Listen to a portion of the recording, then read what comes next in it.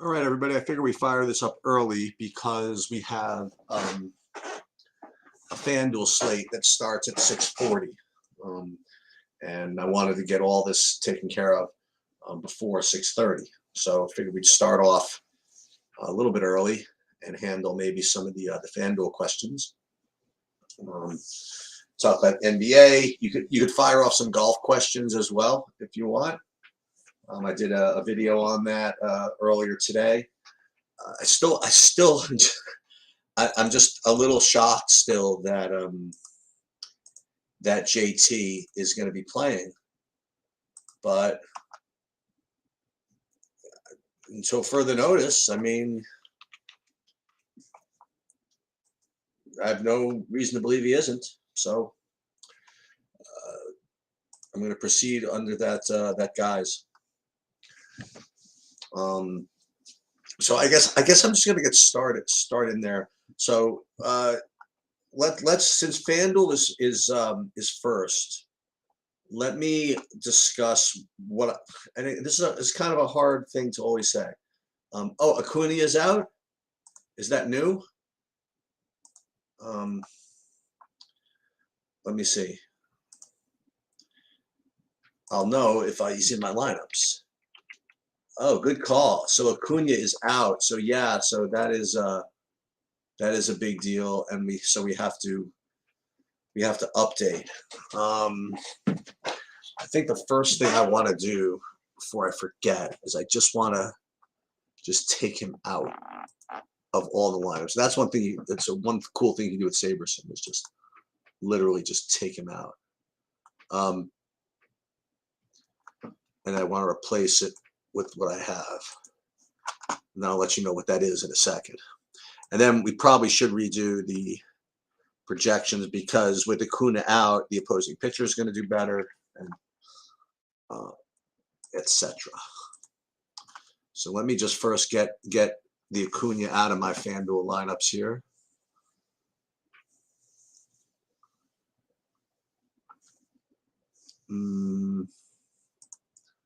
CSV edit.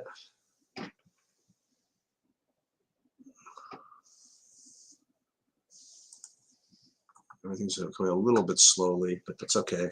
Got a little bit of time.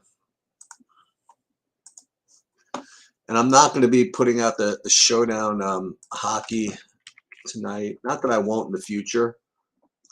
Just didn't have it in me to deal with it today.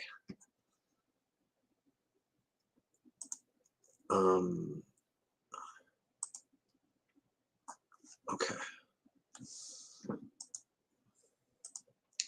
So I probably should run another FanDuel build, but I really wasn't getting. Well, actually, I was getting a bunch of Acuna. So I probably should run it again. But like as of now, on FanDuel, I have now keep something in mind. Am I going to run any final PGA stuff? I don't think so. I mean, I might actually. Just it depends when I get back. I mean, I will. I don't foresee that many big changes, but yeah. You know what? I am because I still have to put my lineups in, so I'm going to have to deal with it anyway. So I would say by midnight, at the latest, it should be all finalized. But I don't see any big differences, unless if and when JT gets ruled out. Am I still thinking about Detmers and Javier? Yeah. No, absolutely. I'll go through that. But I have a lot of both those guys actually. Too much. You want to know the truth. So let's take a look at. Let's take a look at the weather first. That's a good idea.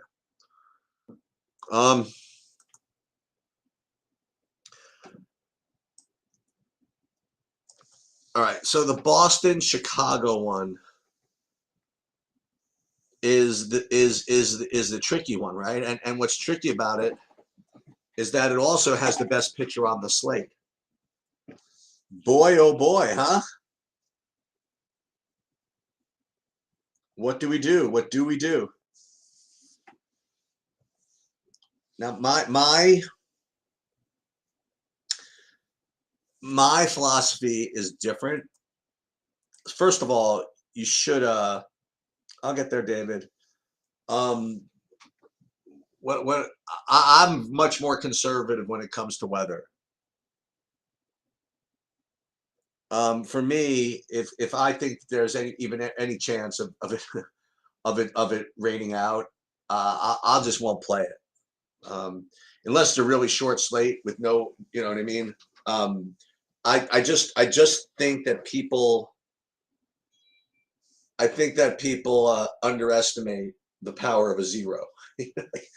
You know, and you just can't put yourself in a position to get zeros. No play is good enough that no play is good enough to run that risk. That's the way I'm thinking about it. Yeah, I mean, I kind of agree with Justin on this. Is that I might look if I thought Giolito was like a total smash play and you had to play him, I would, I might stay on top of it, whatever it is. I'm actually probably not going to be around when this is kind of a lifestyle answer.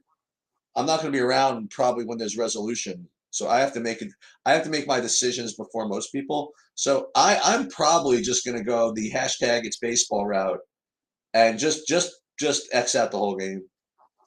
Why not? Um, so that it probably is what I'm going to do. Um,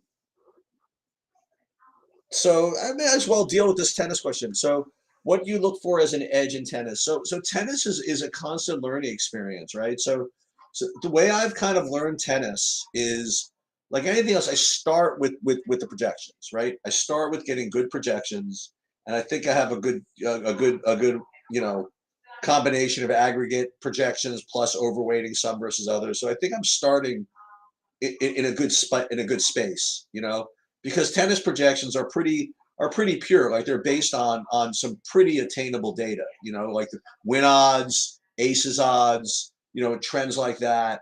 And so it is easy to come up with good tennis projections. So I do start with that. And then as I've kind of developed over the last year or two doing this, you start to learn some of the players that are just have more upside than others, and to know the difference between two players with kind of similar medians, but just one of them is just more prone to just big scores than others. Um, and and you learn that really from being in all the discords and trying to pick up what you can, just like I learned about anything. I mean, we have a couple of real sharp guys in the Discord that turned me on to some players who I literally never heard of before, and they're particularly kind of good for GPPs. So I get Jabur, that was one player who someone turned me on to as just someone who can tend to smash.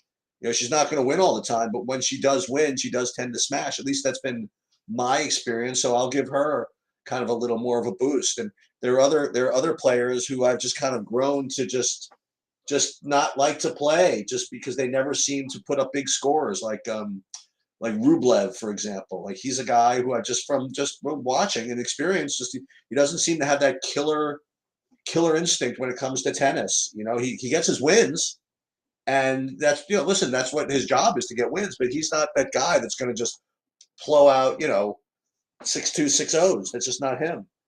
And then the other thing is when it comes to construction is what to do with these just mispriced players that just show up probably once or twice a slate. That you get like guys that are priced as if they were a 3-1 underdog when they're really a 2-1 favorite. And the question is whether you should just lock that in or realize that that's going to be extremely popular and fade it, and when I fade those, I usually just try to get the direct leverage off of it, by playing the other side. Um, that might not be actually optimal. What might be better is to just fade the spot, because you're asking for it. You know what I mean? When you're really playing what is a bad play, okay, against it, even if you're going to get low ownership.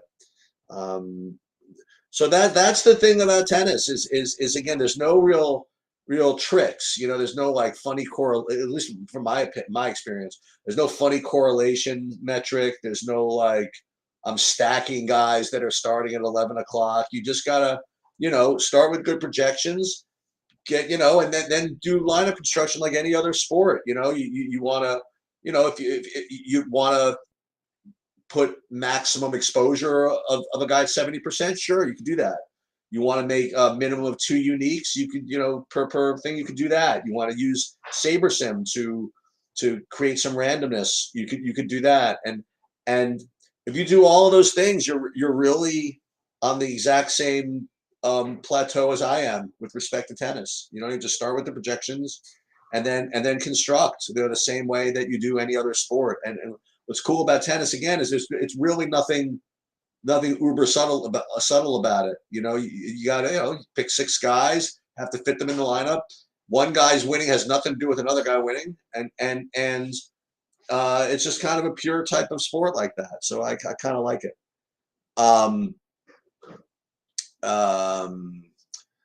Okay, so back to business. On FanDuel, what I had right now, and I'm going to rerun this. And I'm playing.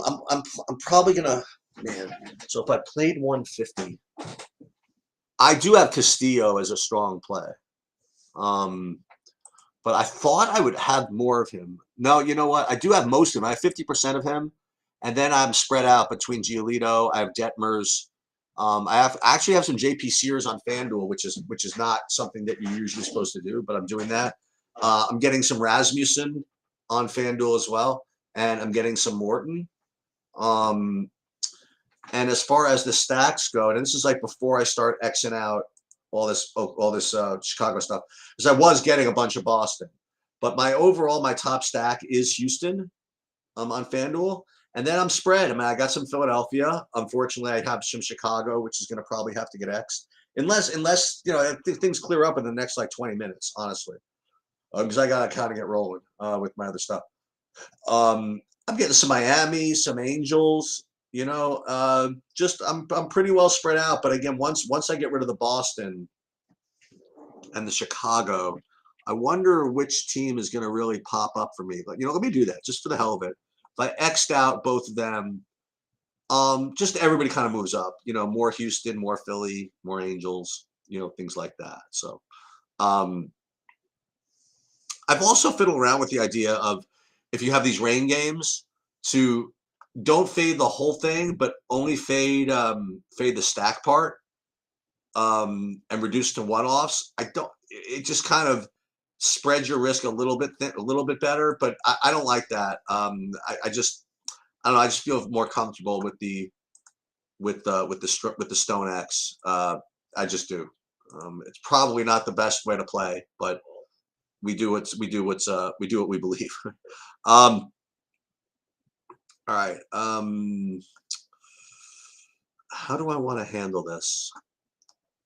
Do I want to just do it? I really don't have the time to update the projections. So you guys, if you have a SaberSim account, you can just use theirs.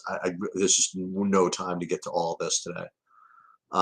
So obviously don't play Acuna. And I wouldn't play Atlanta outside of the without Acuna in it. So let me actually, just for the hell, then I can put FanDuel to bed. I am going to run another build with all those guys out. I'm literally going to X that game. I'm going to X out the Chicago game, and the Chicago game, and I'm going to run a whole new build, and I'll let you know what I end up with. It's probably going to be, I wonder if I'm going to get 100% Castillo in that variation, or does that mean I'm just going to get more Detmers, Rasmussen, and all that other garbage? I'm going to predict that I end up with 100% Castillo. How can you end up with 100% Castillo? With 150 lineups.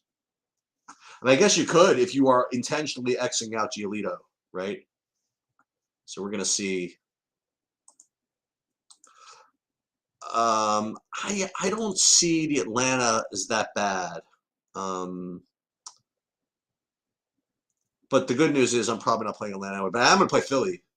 So that is something to consider. I was going to play Morton. So I'm actually going to, I'm not going to fade that one, but I'm going to fade the Chicago one. So when I rerun this, I'm getting, yep, and there it is. I'm getting like 95% Castillo.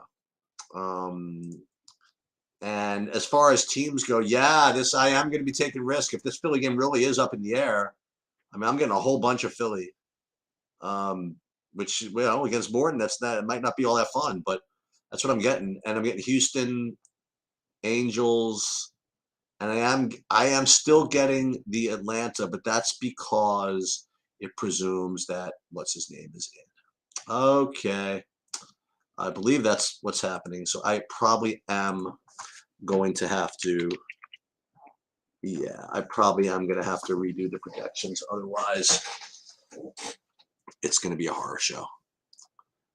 So what I'm going to do, I'll put this over here so I'll see it, my questions, and I am going to update the projections for Noah Kuna. My plan is showdown hoops tonight. I am not, but here's a, and it's I hit the FanDuel one yesterday. Couldn't believe it. Five slots, and I chopped it with only like a couple hundred people.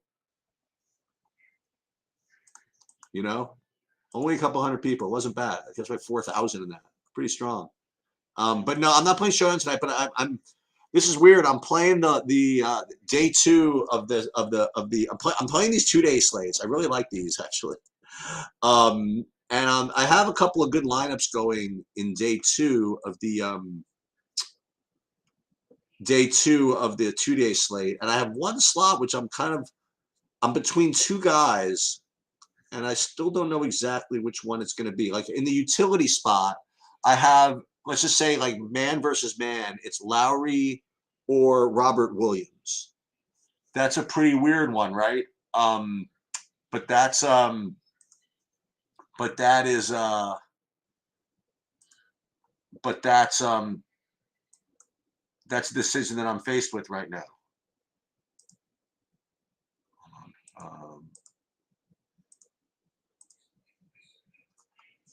And Lowry, in and of itself is rates to be a higher projected player, but I think common sense is going to have to take over a little bit. I mean, he's just crippled right now, right? I mean, there's no way that the projections are going to account for the fact that he's playing hurt. I mean, because how would you do that? I mean, what are you going to manually boost, bump down his usage rate? I mean, because you're going to give him the same minutes probably, and you're going to bump down his efficiency manually. That just seems really hard to do. So I have this feeling that the Lowry projection is just kind of bad. I just that's just my opinion. And we had this discussion last night in a site call when we discussed the difference between accepting a projection as is and whether people would want me to go in and put my take on it before posting it. You know what I mean? And I just feel as though some of these projections just have to be adjusted. And I think the Lowry one is a good example of that. Now again, I don't, can he get there? Sure. But I think in a case like this, going back to the thing when I'm between, say, what's his name? Lowry and Robert Williams, even though Lowry is projecting a full 3 points higher actually than Robert Williams, I number one think the Lowry is going to be higher owned, and I'm actually tied with like 6 guys with the exact same score with one guy left. So if that's the case, I probably should do whatchamacallit, do some kind of funny business, right? And maybe take the worst of it as far as projections go in the name of being different and unique to separate myself from those guys, especially when I feel as though the projection itself might be somewhat fishy. So I think that's what I'm going to end up doing. Is I think I'm going to end up playing Robert Williams even in that one slot, even though the projection, the median projection, no matter where you look, is going to be favoring Lowry. And I hope everybody understands what all that meant. You know what I mean? Because again, I have 6 guys that I'm tied with, and we're all have the same dilemma. And I just find it difficult to. This is one of the reasons I like the 2-game sites. Is I find it difficult to believe that people are going to put the same amount of effort as I am in thinking about this, you know? And they're just going to say, I'm just going to ride with what I have, and Lowry's better, so I'm going to put him in there, and not really do the analysis of what other people might be owning. And that's really what GTO play in all kinds of sports is about. So I'm going to probably do that. I'm probably going to eat a little bit of projection integrity with Robert Williams, presuming he plays. And that's another. I think he's going to play. That could be one reason he's lower owned is maybe he's not going to play. But all right, I'm almost done with these updated projections, and then I'll put them up here. I mean, I'll put them up on the site. And then, okay, so the other thing is, as I mentioned earlier, I'm not going to be doing the hockey tonight. Again, not to say that I won't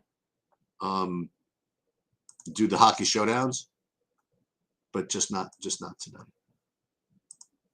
I'm psyched for the hockey showdowns. I love the hockey showdowns.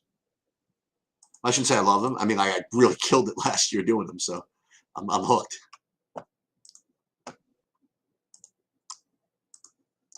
And just so you guys know, if you're going to play Showdown in the oh, Tony, how'd I do in the Preakness? Okay, so if you wait another 30 seconds or so, maybe another 45 seconds, the horse that I bet on might now be finishing the race. Not exactly sure. It's still possible that he hasn't finished yet, but I do think that he's going to be finishing it really soon. So that should tell you how I did in the Preakness.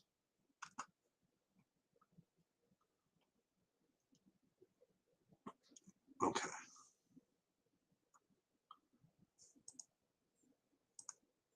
I did just about. Oh, what did I do here? Yeah, I think he might have gotten 4th or 5th or something like that. But I did just about as well in the Preakness as I did predicting the right play in the early slate as the SP2 today. That was a tremendously strong play by me, taking that guy from the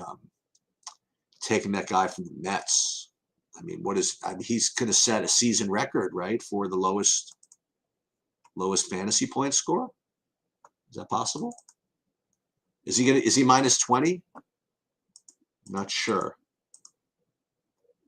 But yeah, that's the Preakness, and that is the Met guy. All right, so let me update the projections to the site, and then we can rebuild at 6:13. Oh, plenty of time. Kidding me? We thought we had an issue. Okay. 1, 2. No wait. 1, 2, 3, 4. What? 1, 2, 3, 4. And uploaded. Okay. So now what I'm going to do, as I was saying before, is I'm going to go back into, and then we're going to do DraftKings, promise. But let's finish FanDuel first. I'm going to go back into FanDuel, and I'm going to redo everything with no Giolito, with nobody from the White Sox game. All right. So let's upload the projections. I probably should be able to show this, but I don't know why I'm having trouble with it today. So we're going to do this, and then we're going to have nobody from the White Sox, hopefully. And let's build here, and let's see what we come up with. Are we going to get 100% Giolito again? I don't know. Then we're gonna do DraftKings. I wonder who I'm gonna have in DraftKings if I'm not playing any Giolito, because I was gonna get about 90% Giolito if I had no issues with the rain. And it wasn't because I didn't thought that Giolito was such a lock. You know what I mean? Like, he just has that kind of upside. You know, I really didn't think that he rated to be that great a play, and just he had that ceiling. That's just kind of hard to ignore. And not to mention the fact the Red Sox scored 4,000 runs yesterday. And, you know, I like to attack teams that just scored 1,000 runs. Okay.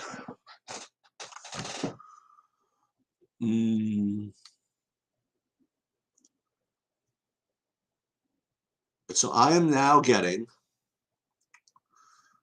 almost 100% Castillo.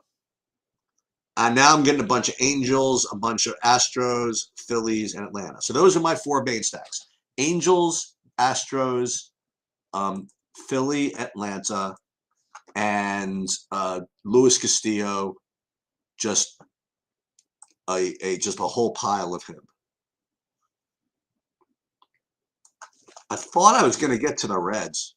I don't know why I didn't, but so now I want to replace my lineups there, and then I'll be free to do DraftKings. Just give me a sec. You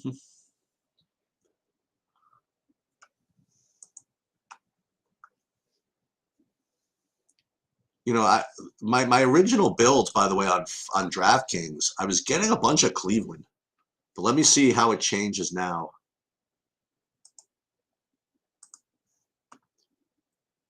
Let me just see. Pitcher. Okay, save, upload, and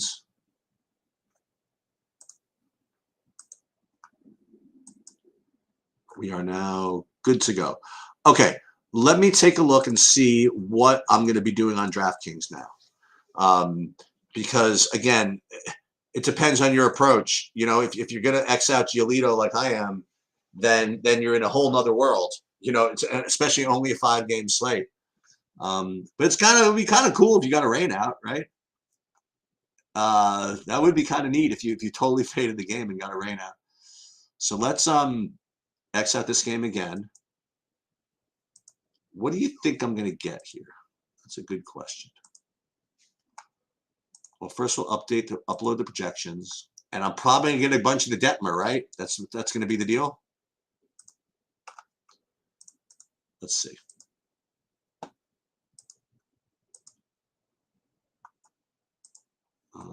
Okay.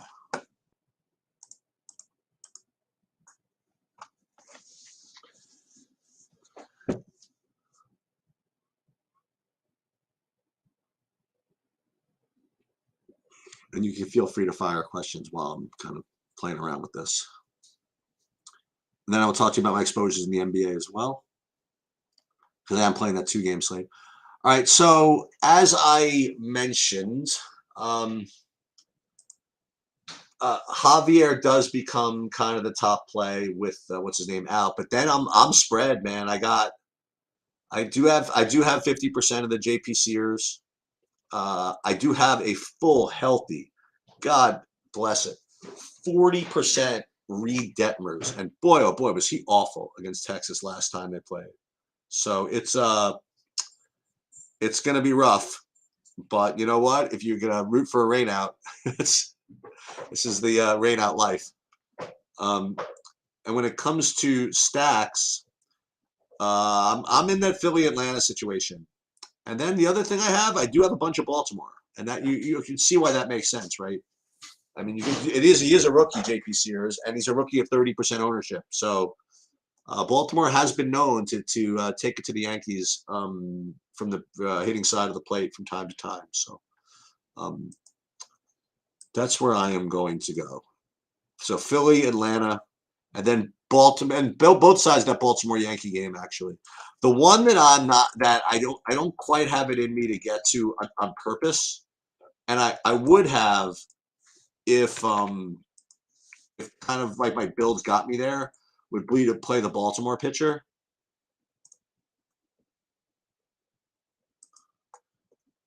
I don't quite have it in me to do it, but if like I got there by accident, I wouldn't have X'd it out.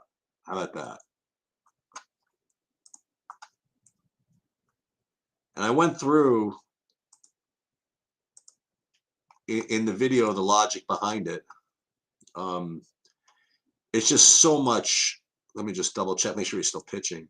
Yeah, I mean Tyler Wells at 5,300. Isn't that just a totally elite play for DFS or no? Yeah, I don't know. It just seems like so pure. To just totally make a price pivot off of the chalky JP Sears. Um, yeah, I got some Morton over there on DK as well. But I will say this, I guess, in the matter of pure disclosure, when I was not Xing out the White Sox for some reason, I was getting about 90% Giolito. So if I leave and you see a thing saying all clear, I would, I probably would play him. Yeah, what is the F with the no Yankee lineup yet? Now that you bring it up, interesting.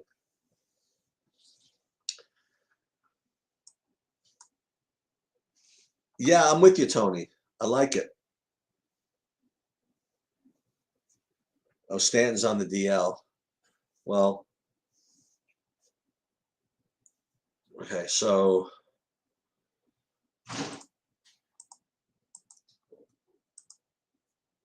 oh, you know what? I lied. I actually am playing. How so dumb and I actually did have lineups in the showdown slate tonight. Brutal. All right, so I'm gonna go through that.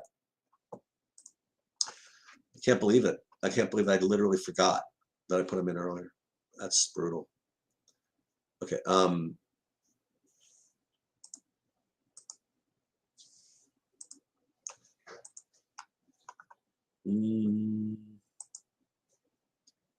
Let's see. NBA upload. Ignore. And boom. Okay. Let me see what I come up with over here. And I think the same thing. I think you're just supposed to, and this is brutal, man, but I think you're just supposed to X out Lowry. And just presume that projection's bad. That's rough, right?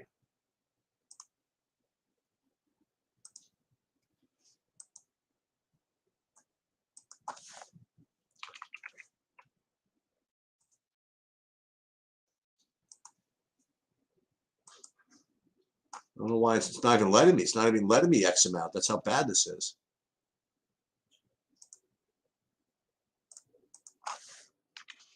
Lowry X. It's literally not letting me. Oh, there it is, the 0. Okay. Excellent. And that is how you get different right away. Right?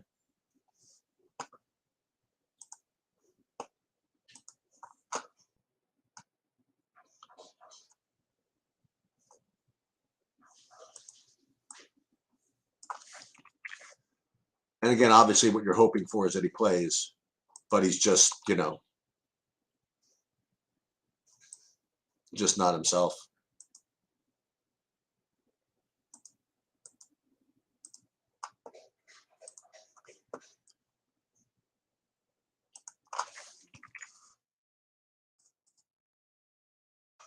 And I'll let you know what my percentages are as a result of that.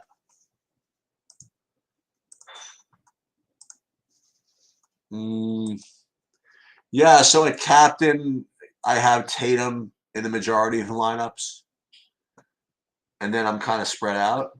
And then in the utility, I have a whole bunch of Horford and Dedmon. I guess Dedmon must be really cheap. Yeah, he's only 1K. So that's another place where I'm taking a. That's a pretty big stand there. But then he is supposed to be owned, right? Yeah. Okay. It's not that big of a stand.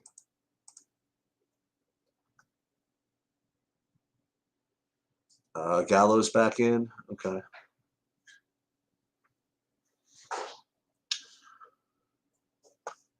So I guess the last thing I have to do is just see what kind of Lowry exposure I have in these 2-day slates that I started yesterday. Not much. I just got a couple, so I'll leave a couple in. Let me just see a little bit of it. So it says Robert Williams remains a game time decision, but there's optimism. Okay, he's feeling better. That's great. That's good. Okay, good. All right, I guess that's pretty much all I have. So yeah, go.